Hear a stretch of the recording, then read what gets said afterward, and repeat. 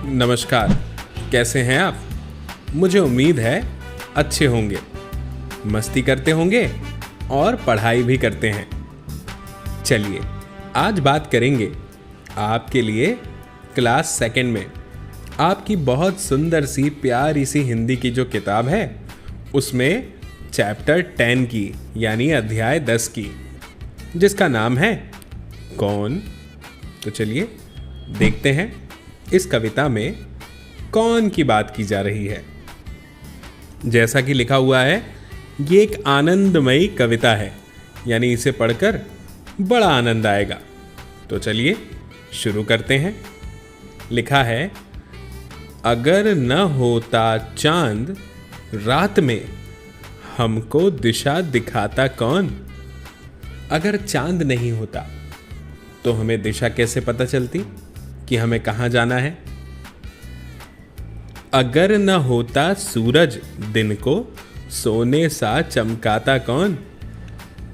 और अगर सूरज नहीं होता तो दिन को सोने की तरह कौन चमकाता। आपने देखा होगा दिन में कैसे सोने की तरह, जैसे गोल्ड होता है ना सोना, वैसे ही सुनहरी धूप पूरे दिन को चमका देती है। आगे लिखा है, अगर न होती निर्मल नदियां जग की प्यास बुझाता कौन।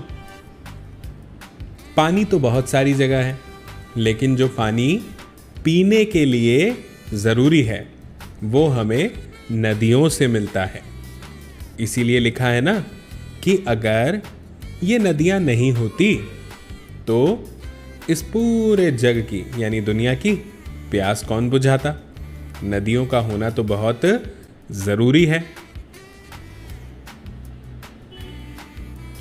आगे लिखा है, अगर न होते पर्वत मीठे झरने भला बहाता कौन।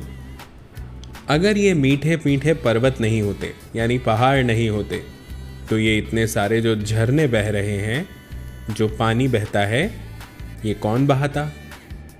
पर्वत से ही तो नदियां बहती हैं। ठीक है, आगे लिखा है, अगर न होते पेड़ भला फिर हरियाली फैलाता कौन। और आप देखते हैं ना, हमें गार्डन बहुत अच्छा लगता है, हमें जंगल बहुत अच्छा लगता है, हमें हर वो जगह बहुत अच्छी लगती है जो हरी भरी हो, यानी जहाँ पर बहुत सारे पेड़ पौधे हों। तो अगर पेड़ नहीं होते तो फिर ये हरियाली कौन फैलाता, खिलकर मुस्काता कौन।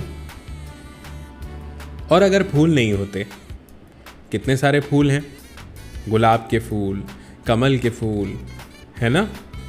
तो ये इतने सारे फूल अगर नहीं होते तो फिर खिलता कौन और मुस्कुराता कौन। आगे लिखा है, अगर न होते बादल नभ में इंद्रधनुष रच पाता कौन।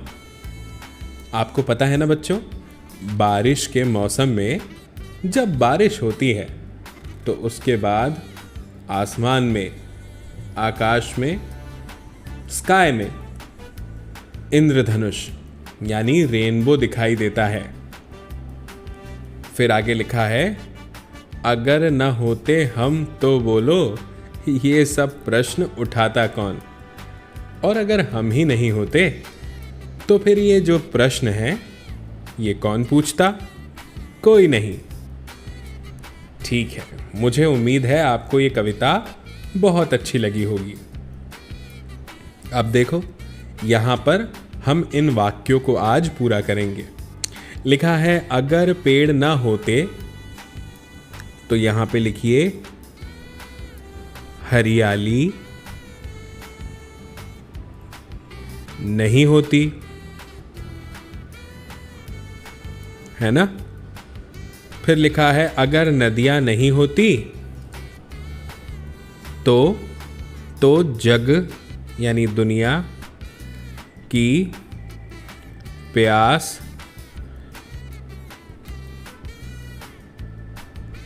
कौन बुझाता। ठीक है, फिर है अगर पर्वत ना होते तो, अगर पर्वत ना होते तो नदियां